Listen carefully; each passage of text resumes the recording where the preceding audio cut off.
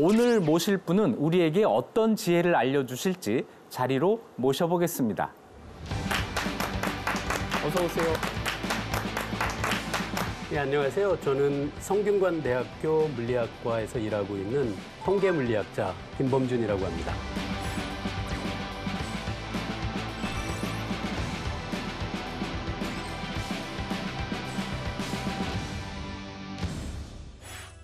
이 물리학의 범위가 굉장히 넓을 것 같은데요. 자, 오늘은 어떤 주제로 저희에게 지혜를 주시겠습니까? 교수님 얘기처럼 저는 물리학이 덮을 수 있는 범위가 세상 모든 것이라고 생각해요. 네. 그러니까 오늘 말씀드릴 내용은 그런 의미에서 굉장히 폭이 큰 이야기인데요. 공간, 시간, 그리고 모든 물질들, 그리고 인간에 대한 이야기로 강연을 구성해 봤습니다. 주제로 봐서는 철학에 가까운 강의가 될 것 같다 이런 느낌이 듭니다. 물리학자 김범준 교수님과 함께하는 지혜의 숲, 공간, 시간, 그리고 인간 강연 시작하겠습니다.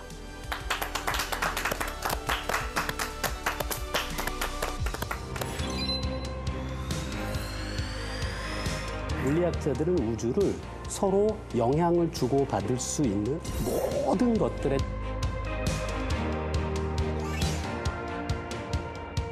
일단 시간을 자체를 거꾸로 돌릴 수 있을까?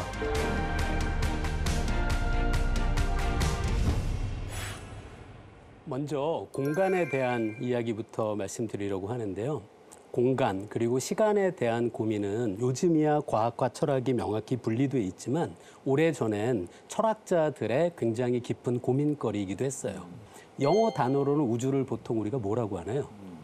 유니버스. 유니버스, 그렇죠. 스페이스 이런 단어도 있고. 그렇죠. 코스모스. 맞습니다. 코스모스라는 얘기도 있고요. 네. 그 유니버스라고 할 때 앞에 나오는 UNI, 유니의 뜻이 하나밖에 없다는 뜻이거든요. 그래서 뭐 유니크하다는 거기에도 들어있고 네. 사실 유니버시티, 대학에도 유니도 그런 뜻이고요. 그러니까 유니를 왜 그러면 하나라는 의미가 우주에 담겨 있을까라는 것도 설명드릴 수 있는데요. 물리학자들은 우주를 서로 영향을 주고받을 수 있는 모든 것들의 전체 집합이라고 생각해요. 그러면 우주는 하나일 수밖에 없거든요.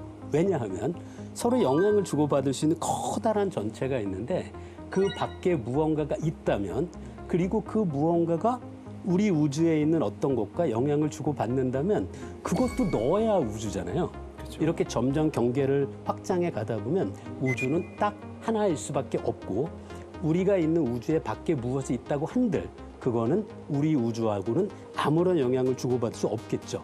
그래서 과학의 대상이 될 수는 없습니다. 그래서 우주는 커다란 전체로서 하나예요. 그래서 유니버스에는 바로 이런 뜻이 담겨 있는데요. 코스모스라는 단어의 뜻은 질서 있는 우주라는 뜻이에요.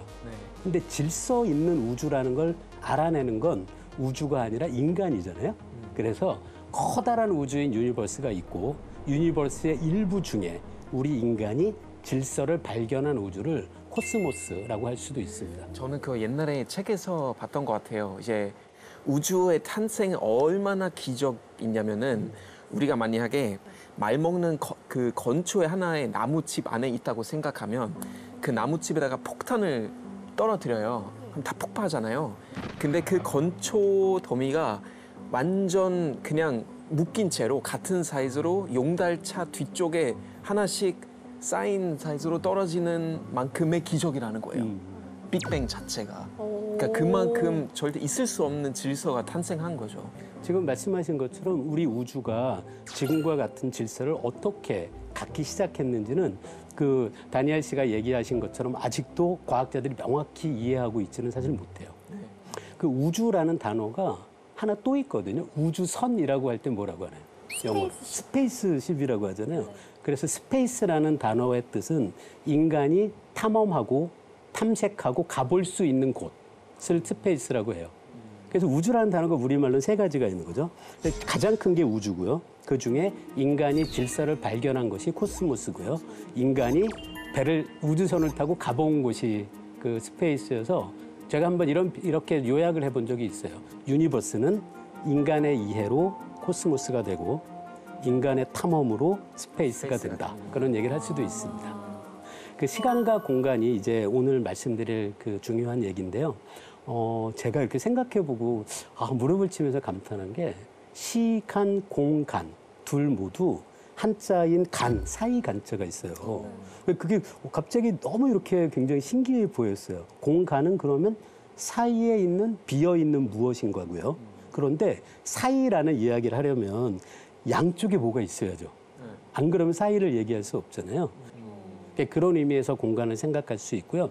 시간도 그렇게 보면 어떤 사건이 벌어졌는데 그 두 사건 사이에 어떤 간격, 그걸 우리가 시간이라고 했다는 걸 생각해 볼 수 있습니다. 와, 이 우주라고 생각하면 서양에서 온 것, 과학 이런 생각이 먼저 드는데 지금 말씀하신 교수님께서 말씀하신 내용 들어보니까 천자문에도 숨겨져 있고 그쵸. 동양적 사고 안에서도 우주가 큰 몫을 하고 있었구나라는 생각이 맞습니다. 들어요.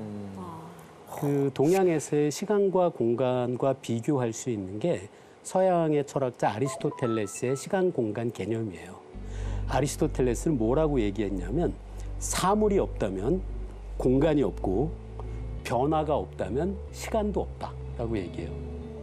사물이 없으면 동양의 공간 개념으로 봐도 둘이 없으면 그 사이에 공간을 정의할 수 없으니까 공간을 얘기할 수 없잖아요.